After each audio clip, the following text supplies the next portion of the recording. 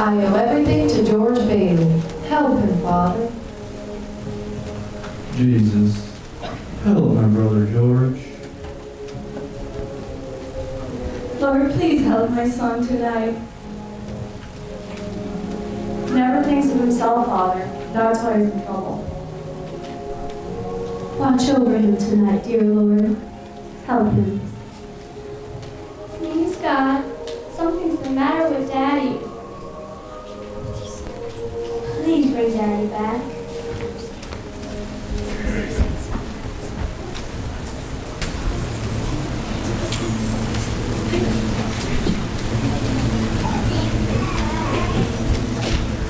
Hello, you called me. Is there some sort of trouble? Hello, Clarence. It looks like we'll have to send someone down. A lot of people are asking for some help for a man named George Bailey. Someone has to go immediately, and I believe it's your turn. This George Bailey, is he sick? No, worse. He's discouraged. At exactly 10:45 p.m. Earth time, that man will be thinking seriously of throwing away God's greatest gift. Oh dear, dear, his life? Then I only have 1 hour to dress. What are they wearing down there these days? You'll have to spend that hour getting acquainted with George Bailey. Sir, if I accomplish this mission, might I perhaps wave my wings? I've been waiting for over 200 years, and sir, people are beginning to talk. Clarence, you do a good job with George Bailey, and you get your wings. Oh, thank you, sir. Thank you. Oh, Clarence, sit down. Sit down? If you're going to help a man, you want to know something about him, don't you? Oh?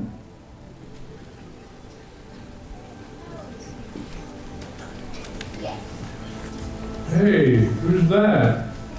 That's your problem. George Bailey. A boy? That's him when he was 12, back in 1919. Something happened then that you'll have to remember later. While a bunch of boys were skating on a frozen pond one day, George's little brother Harry fell through the ice. Without a moment's hesitation, George dove in after him. Harry couldn't swim, you see. George saved his brother's life that day, but he caught a bad cold which infected his left ear. Cost him his hearing in that ear. It was weeks before he could get back to his after-school job at Mrs. Gower's drugstore.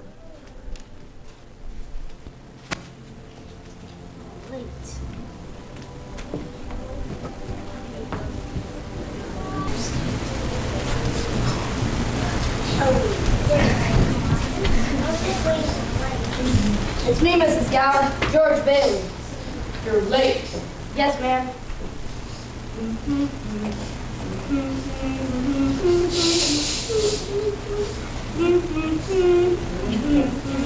George! George! Yes, ma'am. I didn't hire you to be a canary. No, ma'am.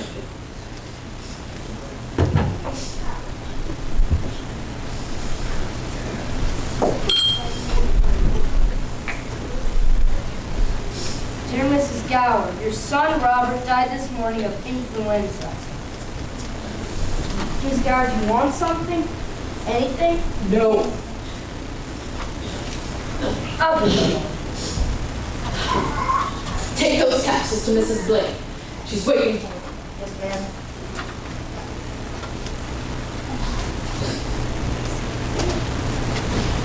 Is it George there, ma'am? Yes, George. Is that the theory there, ma'am? Yes. Mrs. Gower? Get going! Yes.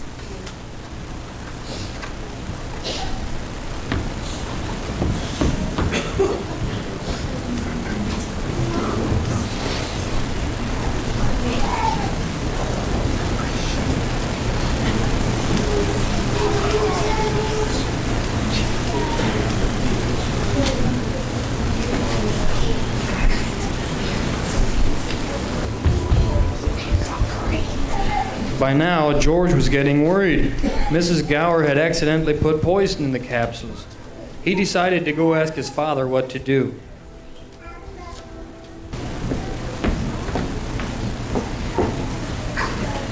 I'm not crying, Mr. Potter. Your begging is a whole lot worse. Papa. All I'm asking for is 30 more days. Papa. Just a minute, son. Just 30 short days. I'll dig up the 5,000 somehow. Mr. Bailey, do you put any real pressure on the people that used to pay those mortgages? Times are bad, Mr. Potter. These people are hard work. Foreclosure. I can't do that. Those families have children. They're not my children. But they're somebody's children, Mr. Potter. Are you running a business or a charity order? Well, not with my money. Mr. Potter, what makes you such a hard-skulled killer? You have no family, no children. You can't begin to spend all the money you got. I suppose I should give it to miserable figures like you to spend for me. He's not a failure. George. You can't say that about my father. You're not. You're the biggest man in Go town. along, son. Bigger than him, bigger than everybody. Don't let him say that about you, Papa. Thanks, son. I'll talk to you tonight. Okay? Already thinking like a Bailey.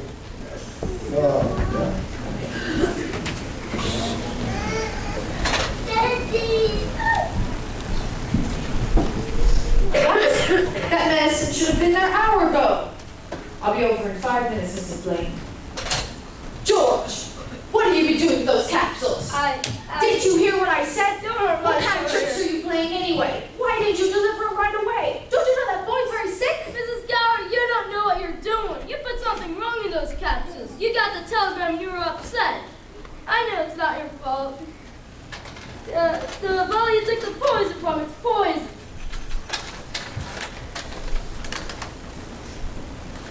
Oh, George! Oh, no, George! No, no. Oh. Miss Gower, I will never tell anyone. I never felt sore. I hope to die I won't.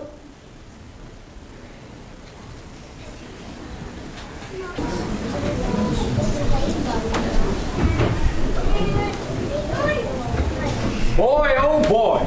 Can't believe it. My last day in Bedford Falls. Yeah, I hope you have a good trip, George. Sure, I'm gonna miss you around here, especially if the building alone. What did you stop it for? I want you to take a good look at that face. Who is it? George Bailey. Oh, you mean the kid that got his ears slapped by the druggist? That's the kid. Ah, that's a good face. I like it. I like George Bailey. Tell me, did he ever tell anyone about the pills? Nope, not a soul. Well, what happened to him? Wait and see. Oh, I'll miss you too, Pop. What's the matter? You look a little tired. Oh, I had another tussle with Potter today. Oh, what's eating that money-grubbing buzzard now? Potter hates everyone who has something he can't have. Hates us mostly, I guess. Yeah. You know, today's Harry's graduation party down at the school. He wanted me to stop by a little later. I'm not sure. Probably be bored to death. Pretty much so. You know, George, I wish we could send Harry off to college with you. Oh, don't worry about that. We got all that figured out. See, Harry's gonna stay here, take my job, work at the building alone for 4 years, and then he'll go. He's pretty young for that job. Oh, no younger than I was. Well, you were born older, George. I suppose you've decided what you want to do when you get out of college. Oh, you know what I've always talked about. I want to build things, design new buildings, plan modern cities, all that stuff. Of course, it's just a hope, but you wouldn't consider coming back to the building alone, would you? I know it's something to talk about. Oh, no, Pop, I couldn't stand being cooped up for the rest of my life in that shabby little office. I'm sorry, Pop, I didn't mean that. It's just the business of nickels and dimes and trying to save 3 cents on a length of pipe. I go crazy. I want to do something big, something important. You know, George, I feel that in a small way. We are doing something important. It's deep in a man to want his own home, and we're helping him to get that in our shabby little office. Yeah, Pop, I wish I felt it. It's just that I've been pinching pennies like a miser here in order to. Most of my friends, they've already finished college, and I feel like if I didn't get out, I'd burst. I suppose you're right, son. This town isn't any place for a man unless he's willing to crawl to Potter. You got talent, son. I actually seen it. You get yourself an education. Get out of here. Thanks, Pop. Pop, you want to hear a shock? I think you're a great guy.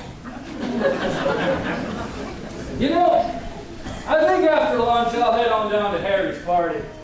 Have yourself a good time, son.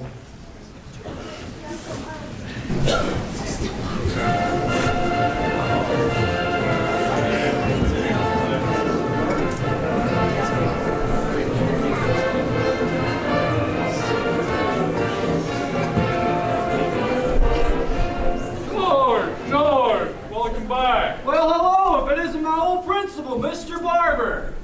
Sam, Harry, how's it going? Good. Lots to eat and drink, and lots of pretty girls. Don't worry about the girls. I'll take care of them. Harry! I can dance the third with you. All right. Hello, George and Georgie. Hello, Violet. Say, Violet, that's some dress you got there. This whole thing? I only wear it when I don't care how I look. George! Marty Hatch, welcome home, kid. Sam, Harry, hello. Hey, Marty. Hey, Good George, to see you. do me a favor, will you? Oh, what's that? Well, remember my kid sister Mary? You remember? Mama went to Marty. Yeah. Dance with her, will you? Oh, now, Marty, I feel old enough with all these kids around. Oh, come on, be a sport. You dance with her one time, you give her a thrill of her life. Oh, all right, Marty. One time, all right. And the next thing I know, some boy comes up and trips me. That's the reason I came before. Had been for that race been a cinch. Mary? And then, this is George. George, this is Mary. We'll be seeing you. Well, well, well. Now to get back to my story. Hey, this is my day. Oh, why don't you stop annoying people? Well, I'm sorry. Hey. Well, hello. Hello. You look at me as if you don't know me. Well, I don't. You pass me on the street nearly every day. Oh, that was a little girl named Mary Hatch. That wasn't you.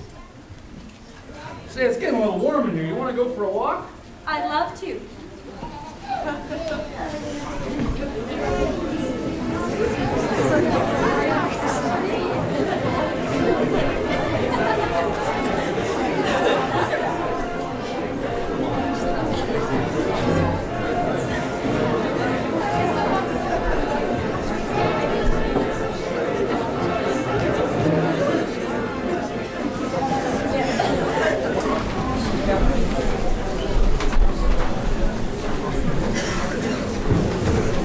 You know, Mary, if it wasn't just me talking, I'd say you were the prettiest girl in town.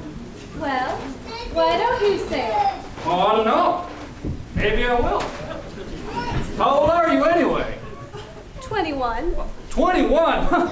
Well, it was just last year you were 20. Too young or too old? Oh, no. Just right. Your age fits you. See, Mary, you see that second story window over there? Watch me throw this rock right through it. It's good luck, they say. What do you wish for, George? Oh, not just one wish, Mary, but a whole handful. I know what I'm going to do tomorrow and the next day and the next week and the week after that. I'm going to shake the dust of this crummy old town off my feet. I'm going to see the world. Italy, Greece, the Colosseum. And I'm going to come back here, go to college and see what they know. I'm going to build a skyscraper 100 stories high. Build a bridge a mile long. Hey, what is it you want, Mary? What do you want? Well, You want the moon? Just say the word. I'll throw a lasso around it and pull it down. See, that's an idea, Mary. I'll give you the moon. Come on quick! Dad's had a stroke! Oh, I'm sorry, Mary. I gotta go. Did you call the doctor? He's there now.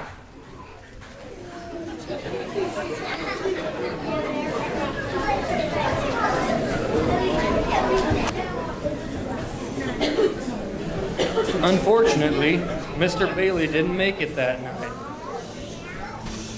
Oh dear, oh dear. What happened then? Things at the building and loan got pretty bad.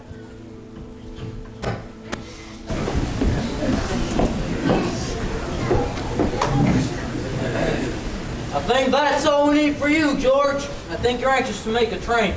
Yeah, I've got a taxi waiting downstairs. I'd like to let the whole board know that George gave up a trip to Europe to help straighten out these past few months. Good night. Good luck at school, George. Thank you. Good luck. Now we come to the real purpose of this meeting. Mr. Chairman, I'd like to get to my real purpose. Wait just a minute, Mr. Potter. Wait for what? I claim that this institution, Bailey's Building and Loan, is not necessary to this town. Therefore, I make the notion to dissolve this institution, turn its assets and liability over to the receiver. Of all the nerve, Mr. Potter. It's too soon after Peter Bailey's death to talk of chloroforming the building and loan. Peter Bailey died 3 months ago. Very well. In that case, George, you may withdraw. But before you go, I'm sure the whole board wishes to express its deep sorrow at Peter Bailey. It was his faith and devotion that are responsible for this organization. I'll go further than that. I'll say that to the public, Peter Bailey was the building and loan. That's fine, Potter, coming from you, considering you probably drove him to his early grave. Peter Bailey was not a businessman. That's what killed him. Well, I don't mean any disrespect, God rest his soul. He was a man of high ideals, so-called. But ideals without common sense can ruin this town. You see, if you shoot pool with some employee here, you can come and borrow money. What does that get us? A discontented, lazy rabble instead of a thrifty working class. And all because some starry-eyed dreamer like Peter Bailey stirs them up with a bunch of impossible ideas. Now I say that... Now just a minute. Just a minute now, Mr. Potter. You were right when you said my father was no businessman. I know that. Why he ever started this Bailey Building and Loan, I'll never know. But neither you nor I can say anything about his character. Why, his whole life was... You know, the 25 years he started this thing, he never once thought of himself. He never saved enough money to send Harry to school, let alone me. But he did help a few people get out of your slums, Mr. Potter. Now, what's wrong with that? Well, in my book, he died a much richer man than you will ever be. I'm not talking about... I don't care about your book. I'm talking about the building and loan. Yes, I know very well what you're talking about. You're talking about something you can't quite put your finger on, and it's galling you. Well, I've said too much. You're the board here. You know what you want to do with this place. But just remember one thing more. This town needs this measly building and loan institution, if only to have some place where they can come without having to crawl to Potter.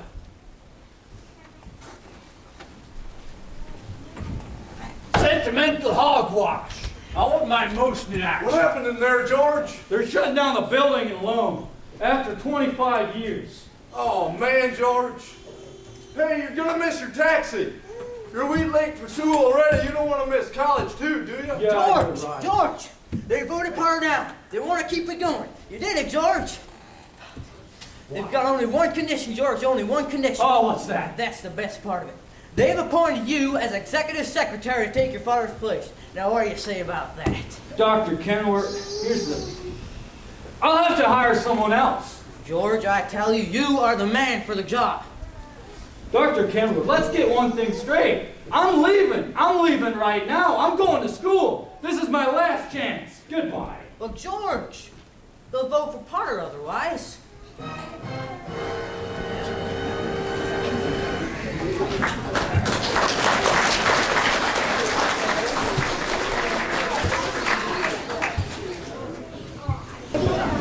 I know, he didn't go.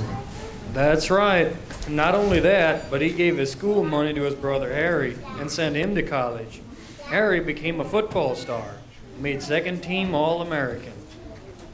Yeah? Well, what happened to George? George got 4 years older waiting for Harry to come back and take over the building and loan.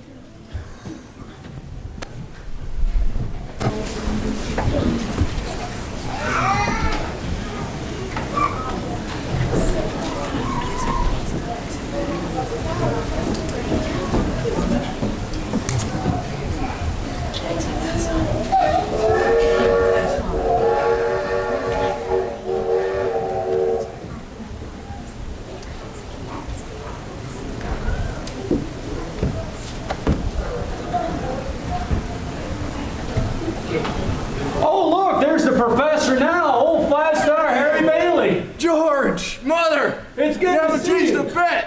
Nobody ever changes here, you know that. Come on, guys. Wait a minute. George, Mother, I'd like you to meet Ruth. Ruth? Huh? Ruth Dakin. Ruth Dakin Bailey, if you don't mind.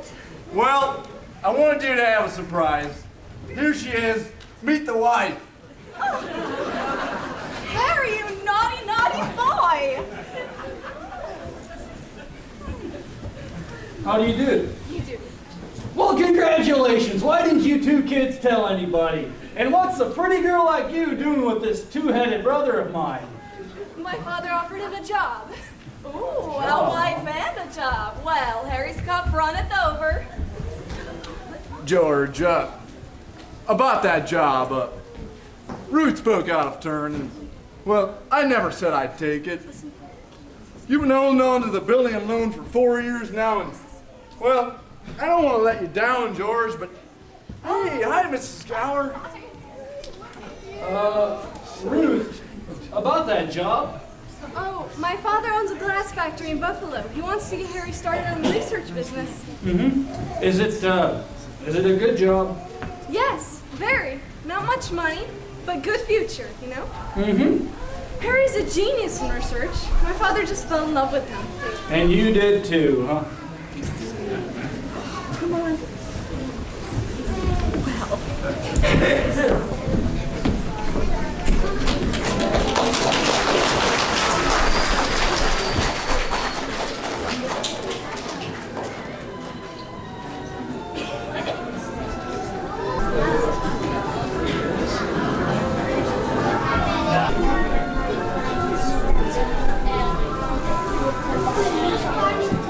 Sure is a beautiful evening tonight, George. Mm-hmm. Mrs. Bailey, you just sit down. You have been working all day to prepare this delicious supper. Harry and I will do the dishes. That's right. You two just sit down here. It won't take us too long. Thank you. Well, aren't they the sweetest? How do you like Ruth? Oh, she's swell. Looks like she can keep Harry on his toes. Or out of Bedford Falls at least. Did you know Mary Hatch is back from school? Mm-hmm. Nice girl, that Mary. Mm-hmm. The kind of girl that can help you find all the answers, George. Mm-hmm. Stop that grunting. Mm-hmm. Well, can you give me one good reason why you shouldn't call on Mary? Sure. Sam Wainwright. Well, she doesn't like him. Well, how do you know? Did she tell you? No. Well, then how do you know? I have eyes, haven't I? She lights up like a firefly every time you're around. Oh. Besides, Sam Wainwright is all the way in New York, and you're right here in Bedford Falls. Oh, so now all's fair in love and war, huh? I don't know about war. Come on. Get up. Mother, are you trying to get rid of me? Oh, maybe a bit. All right, I'm going. Think I'll go out and find myself a girl. You just point me in the right direction. Go that way. This direction? That direction. Okay.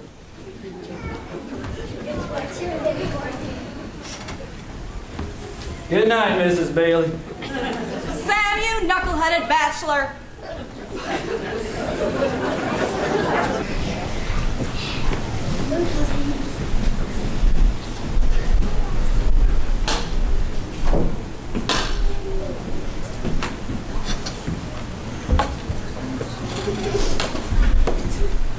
Hello, George. Good evening. Oh, Just happened to go for a walk and happened to be passing by here. Yes, so I noticed. Have you made up your mind? About what? About coming inside.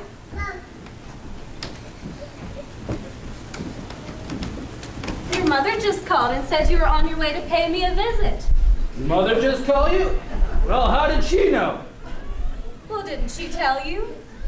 She didn't tell anybody. I didn't tell anyone I was coming over here. Just went for a walk and happened to be passing by it. When did you get back? On Tuesday. Well, I thought for sure you'd go back to New York like Sam, Angie, and the rest of them. Well, I worked there a couple of vacations, but I guess I got kind of homesick. Homesick? For Bedford Falls? Why, yes, my family, my home, everything. Wouldn't you like to sit down? Oh, sure. Maybe for a minute. I still don't understand. I know I didn't tell anyone I was coming over here. Would you rather leave? Oh, no. That'd be rude. Mary, who's out there with you? It's George Bailey, Mother. George Bailey, what does he want? Well, I don't know. What do you want? You tell him to go right back on home. And don't you go anywhere either. Sam Wainwright promised to call from New York tonight. Good night, George. I think I better get going. Well,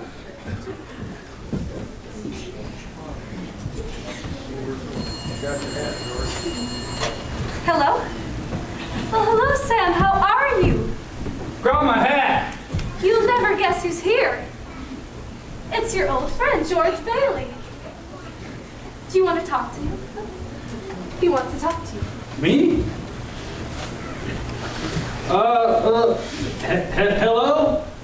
George, fine pal you are. What are you trying to do, steal my girl? Steal your girl? No, nobody's trying to steal your girl.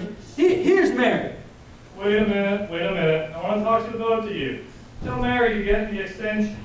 Mother's on the extension. I am not. Come here, we can both hear. Well, look, I got a big deal coming up, and it's going to make all of us rich.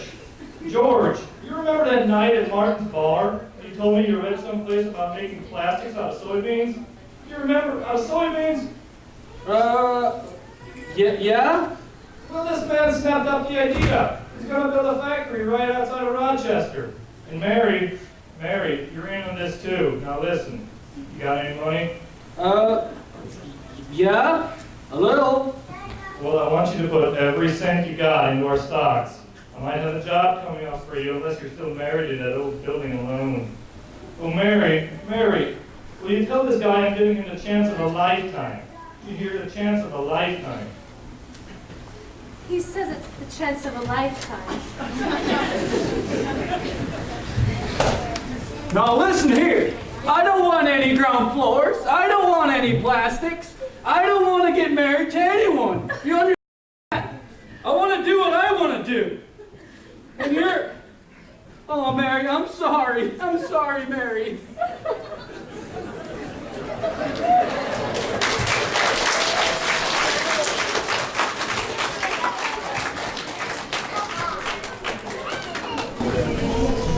So, they finally married? Yes, George was finally able to let go of his lifelong dreams of leaving Bedford Falls and traveling the world to marry the love of his life, Mary Hatch. But despite the couple's happiness, things still didn't go as planned.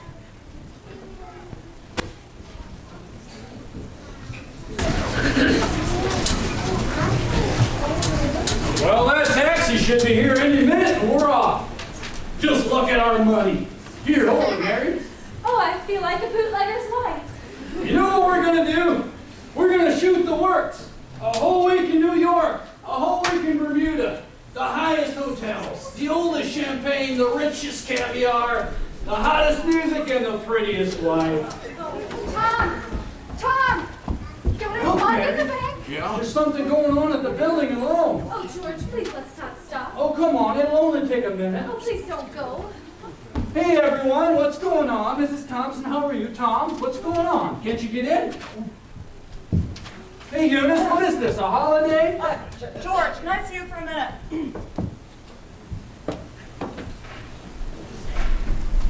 What's going on? Why didn't you call? I did, but they said you'd left. This is a pickle, George, a pickle. All right, tell me what happened. How does a thing like this ever start? All I know is the bank called in our loan. When? Hour ago. I handed over all our money and it was still less than we owed. All of it? Every cent. And then, George, I got scared, so I locked the doors. Hello? It's Potter. Hello, Mr. Potter. Hello, George. There's a rumor around town that you've closed doors. Is that true? Well, I'm glad to hear that. George, are you all right? Do you need for me to call the police? Police? What for? Yes, the mobs can get pretty nasty sometimes. You know, George, I'm willing to help out too in this crisis. I've just guaranteed the bank's sufficient funds meet their needs. They'll close up for a week and then reopen. He just took over the bank. I may lose a fortune, but I'm willing to guarantee your people too. Just tell them to bring their shares over here, and I'll pay them 50 cents on the dollar. Well, you don't miss a trick now, do you, Mr. Potter? Well, you're gonna miss this one. If you close doors before 6 p.m., you will never reopen. Well, I got some news for you, folks. I just talked to old man Mr. Potter, and he guaranteed cash payments on the bank. It's gonna close for a week and then reopen. But George, I got my money here. Did he guarantee this place? Well, no, Tom. I didn't even ask him. We don't need Potter here. George, I'll take my money now. Tom, you're thinking of this place all wrong. It's not like I got the money in the back in a safe. Your money's in Joe's house and the Kennedy house and 100 others. You're lending them the money to build and they'll pay you back as best they can. What are you going to do, foreclose on them? George, I got $242 here, and $242 isn't going to break anybody. All right, Tom, all right. Here, sign this and you'll get your money in 60 days. 60 days? Well, yeah, Tom, that's what you agreed to when you bought those shares. Tom, did you get your money? No. Well, I did. Old man Potter will pay 50 cents on the dollar for every single cent he's got. Yes, cash. Well, what do you say? Oh, Tom, you gotta give us 60 days on this thing. Okay, Randall. Are you going to Potter's? Better get half to nothing. Wait, everybody, hang on a minute. Tom, Randall, don't you understand what's happening here? Can't you see what's going on? If Potter gets a hold of this building and loan, there'll never be another building, decent house built in this town. He's already got the bank, he's got the bus line, he's got the department store. Now he's after us. Can't you see what's happening here? Don't you understand what's going on? We have to stick together, though. We have to have faith in each other. But my husband hasn't worked in over a year and I need money. How am I supposed to live until the bank reopens? I have doctor bills to pay. I've got $2,000. Oh, thank you. So, yeah, I got $2,000. This will tide us over until the bank reopens. All right, Tom, how much do you need? I'll take $242. All right, Tom, here you go. Oh, Tom, come on, just enough to carry Yeah, I us. said I'll take $242. All right, Tom, all right. All right, who's next? Tilly? I got $300 here, George. Oh, Tilly. Just enough to carry you over until the bank reopens? Well, I suppose $20 would do it. Oh, now we're talking. All right, who's next? Mrs. Thompson? How much do you need? This is your own money. Oh, never mind about that. How much do you need? Can I get $17.50? Ah, there we go. You got 50 cents? No.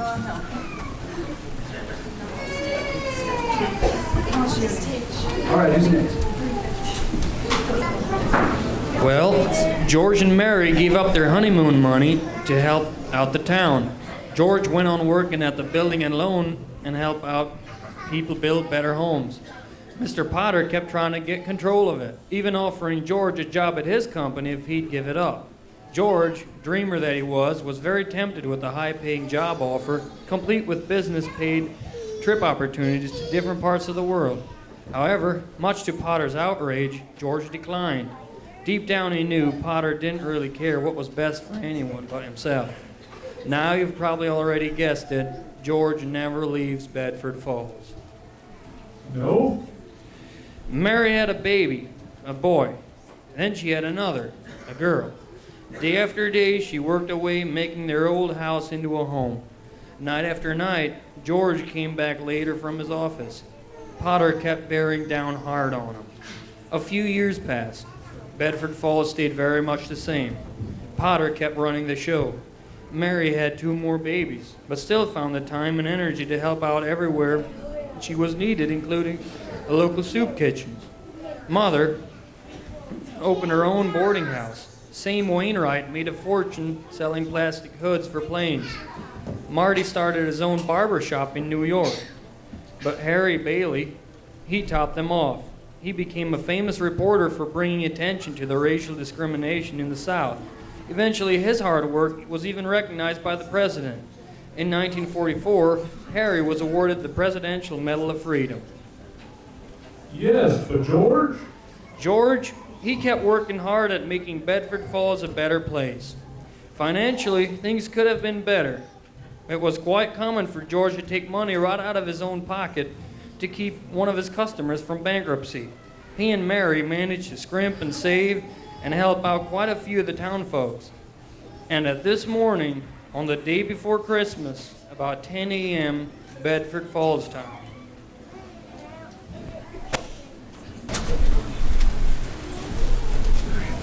Well, what do you know about that? My kid brother made the headlines. Harry Bailey decorated by the president.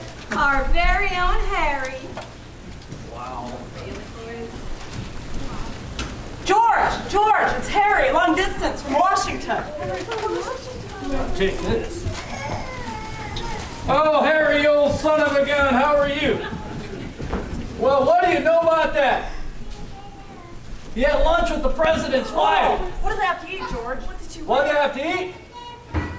Oh, Harry, you should see what they're cooking up in town for you. Oh, they are?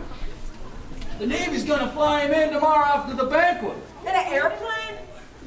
Oh, Harry, I still can't believe you made the front page. You should hear all the fuss. All right, Eunice. Yeah, that's Eunice. She's just gonna run some money over to the bank. Yeah, things are real tight down here, but we're just barely scraping by. We'll be all right. Uh-huh. Yeah? Oh, I'll tell him.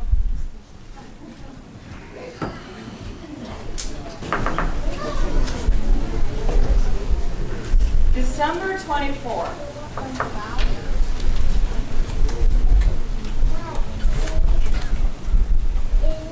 $8,000 cash.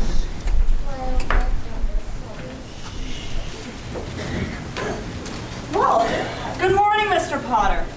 What do we have here? Harry Bailey gets decorated by the president. Why, that wouldn't be one of the Bailey boys now, would it, Mr. Potter? You just can't seem to keep them down now, can you? How does Slacker George feel about that? Oh, he's jealous, very jealous, Mr. Potter. Well, good morning, Miss Eunice. Good morning, Miss Walters. I guess you forgot something. Huh? You forgot something. What? Aren't you gonna make a deposit?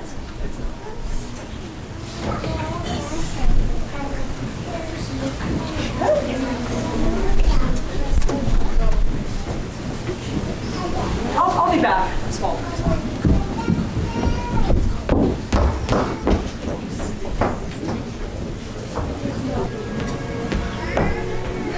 All right now, Mr. Carter, I'll get those books for you. Hey, Eunice, bank examiner's here. Oh, he's here? Well, yeah, he's here to collect the accounts payable to... George, What's the matter with... I have to talk to you. All right. What's the matter? George, I lost the $8,000. You what? I was counting on my desk this morning, and then when I went to the bank to deposit, it was gone. I'm sorry, Mr. Barber. I'll have to talk to you later. We'll reschedule, okay? Can you keep doing this? All right. Did you put it in your house? Did you? George, it's not at my house. I checked. I've been there 4 times. I've checked all of my, every spot I could possibly, I've checked everywhere. Did you put the envelope in your pocket? Yes. No, I don't know. I was counting it here this morning. I went to the bank, and it was gone. Oh, man. Maybe. I don't know, George. Maybe I put it. Maybe. I don't want any maybe. Eunice, you realize what this means if we can't find that money? Oh, George. You have some kind of secret hiding place. Some place you could have put it. No, George. I've checked every square inch of my house. It's not there. Listen to me. Think. George, I can't think anymore. It hurts. I can't think. Where's that money? You realize what this means? This means bankruptcy. Scandal. Prison. That's what it means. I can't believe this. I can't believe this.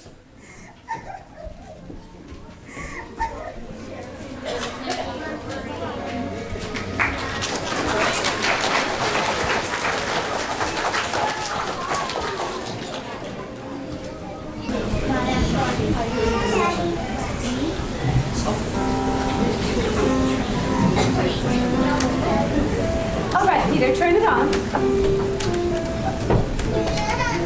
Oh. Hello, darling. Hello, Daddy. Bless you. Bless you. How do you like it? Did you bring the wreath? Yes, Daddy. Did you bring the wreath? What wreath? The Merry Christmas wreath from the office. No, I forgot. Is it snowing? Yeah, it just started. But where's your coat and hat? I forgot them at the office. What's the matter? Nothing's the matter. Everything's fine. It's been the most wonderful day, George. To think that I had 15 phone calls about the parade, the banquet. Your mother is so excited. We all are. Must she keep playing that?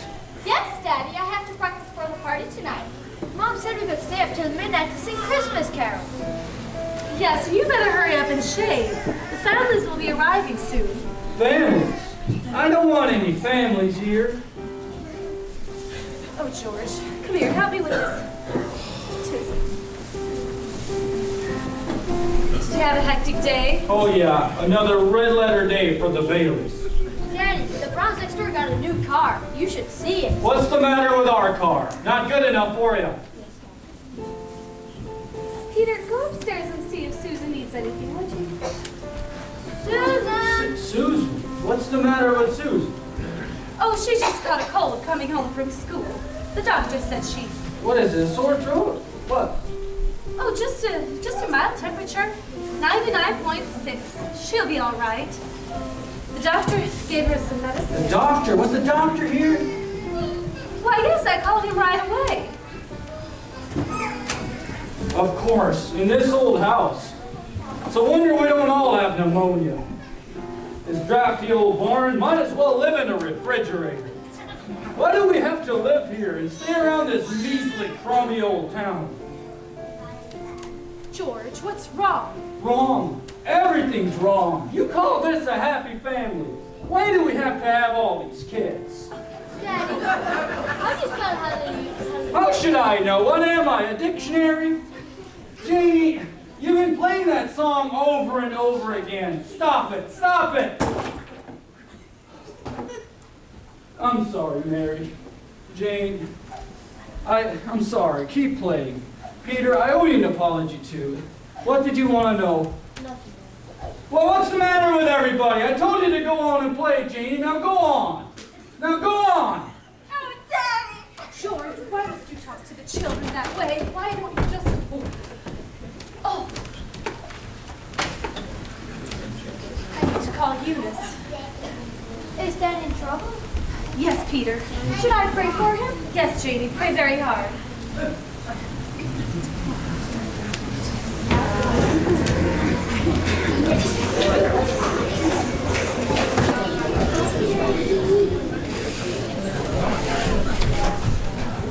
Please help me, Mr. Potter. Through some sort of accident, my company shortened their account, and I've got to come up with $8,000 immediately. Oh, that's what the reporters wanted to talk to you about. Reporters? Yes, they called me up from your building and loan. Oh, there's a man from the DA's office who's looking for you.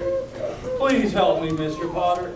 If you still want the building and loan... George, could it possibly be there's a slight discrepancy in your books? No, sir, there's nothing wrong with our books. I just misplaced $8,000. What have you been doing, George? Playing the market with the company's money? No, sir, I haven't. I mean, it makes no difference to me. But why do you come to me? Why don't you go to Sam Wainwright and ask him for it? I tried. I can't get a hold of him. He's in Europe. What about your friends? Oh, Potter, you know they don't have that kind of money. You're the only one who can help me. Oh, suddenly I've become quite important. What kind of security would I have, George? You got any stocks? No, sir. Bonds? Real estate? The collateral of any kind? I have a life insurance policy. $15,000. Yes, how much is your equity? $500. $500. And you ask me to loan you $8,000. Look at you. You used to be so cocky. Now you're just a miserable little clerk crawling in here on your hands and knees, begging for help. No securities, no stocks, no bonds, nothing but a pathetic $500 equity on a life insurance policy. You're worth more dead than alive. I'm going to tell you what I'm going to do, George. Since the state examiner is here, as a stockholder of the building and loan, I'm going to swear out the warrant for your arrest. Misappropriation of funds, manipulation. All right, George, go on ahead. You can't hide in a little town like this. Yeah, Bill. This is Potter.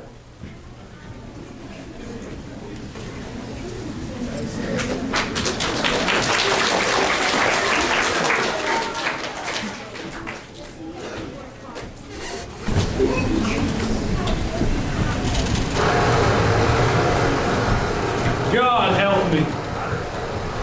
Father in heaven, show me the way. I've come to the end of my rope. Show me the way, God. Potter was right. I am worth more dead than alive.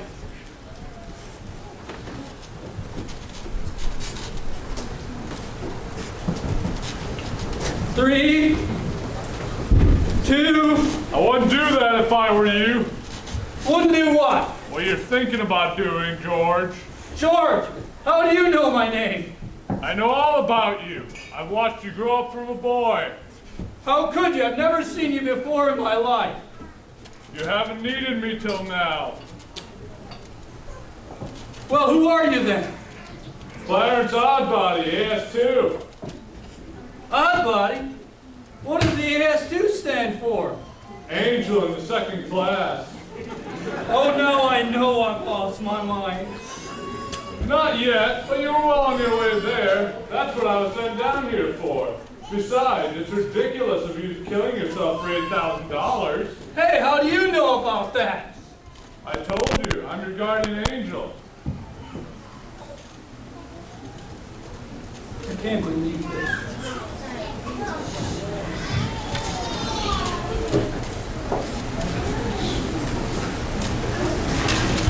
Well, now look, you mustn't think you're doing stuff like that. It's...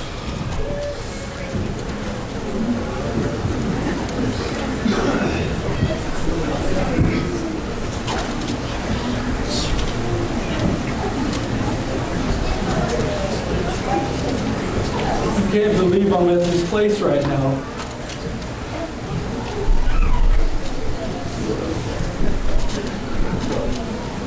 Well, I think we'll just head on over to Mrs. Gower. She's got a hot cup of coffee over there, and I know. You walk. I'll fly. Or I'll fly and you walk. This is a dream, whatever.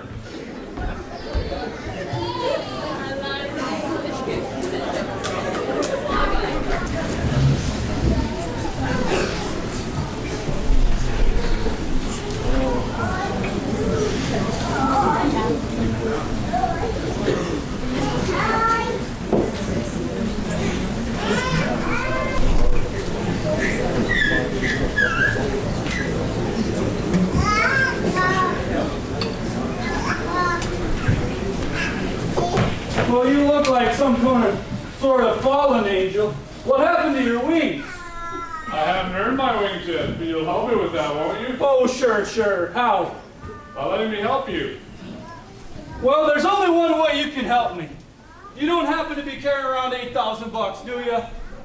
No, we don't use money in heaven. Oh, yeah, I keep forgetting. Well, it comes pretty handy down here, Buck. Found out a little late.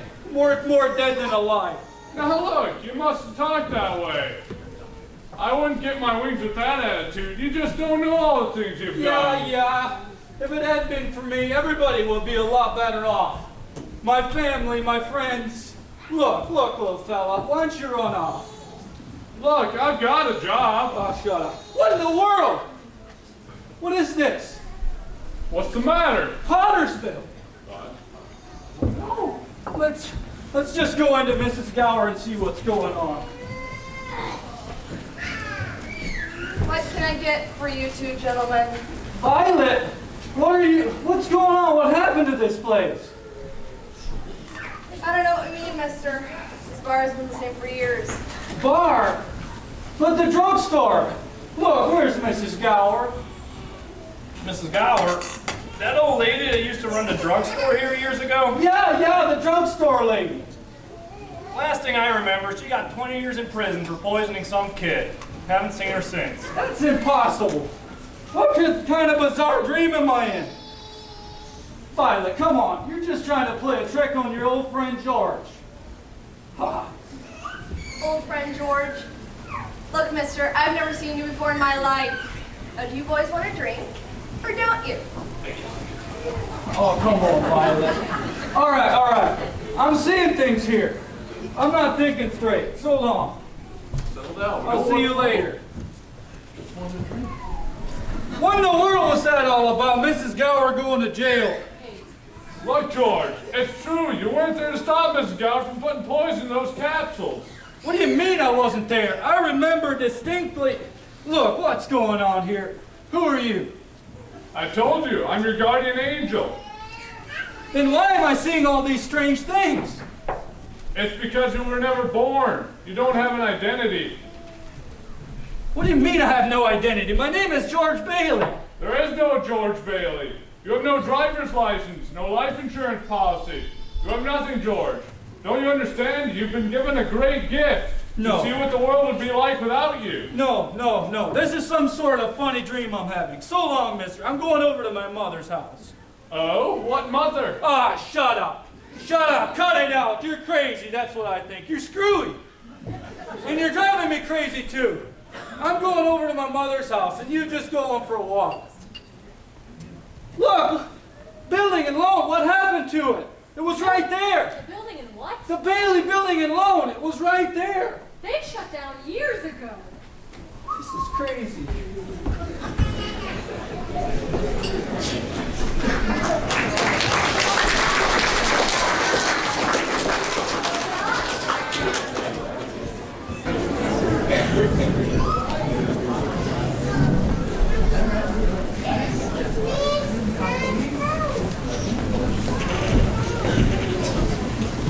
Here's Mother's house.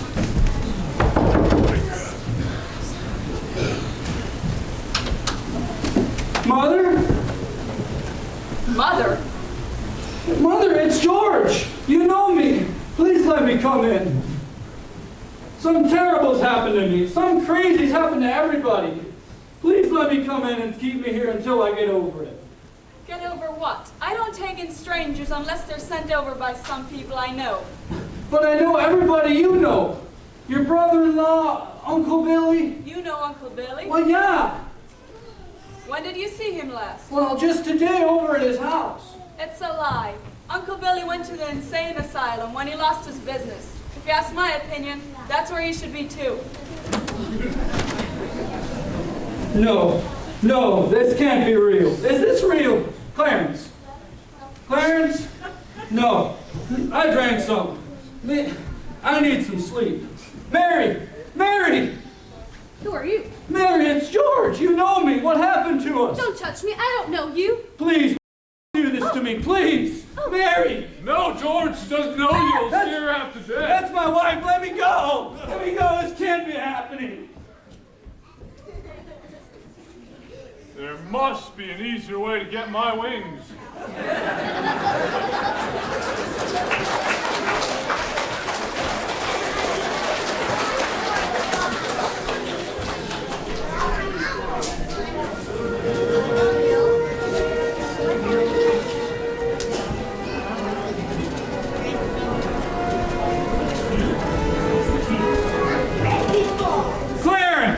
Clarence, give me back. Give me back. I want to live again. Please, God, I'll do anything. Give me back. I want to live again. I want to see my wife and kids. Please, God, let me live again. Please, give me back. George! Eunice, get out of here. What's the matter, George? George, you know me? What the hell are you yelling for? Why wouldn't I know you? Oh, my insurance. It's here. Oh, Merry Christmas, Eunice. Merry Christmas, George. Merry Christmas, Bedford Falls. Merry Christmas.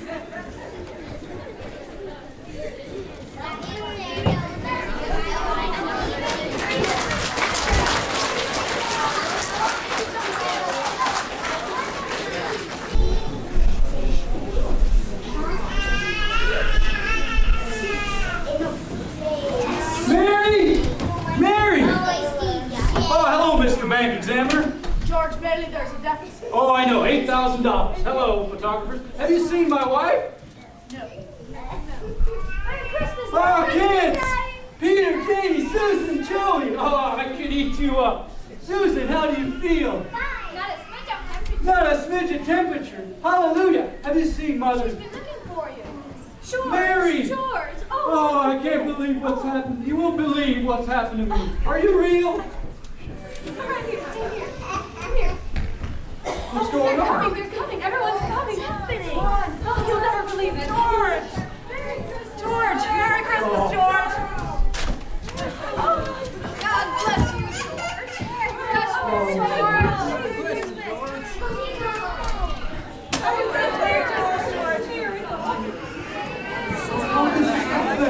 I can't do anything for you, George.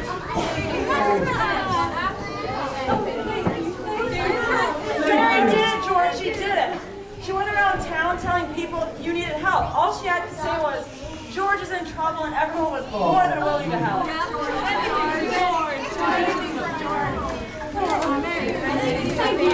Quiet, everyone, quiet.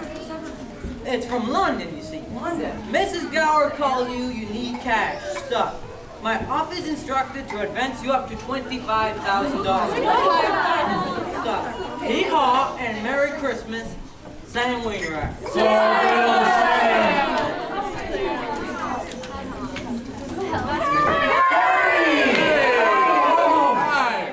I got here from the airport just as soon as I could. Well, what about your banquet in New York? Oh, I left right in the middle of it, just as soon as I got your telegram.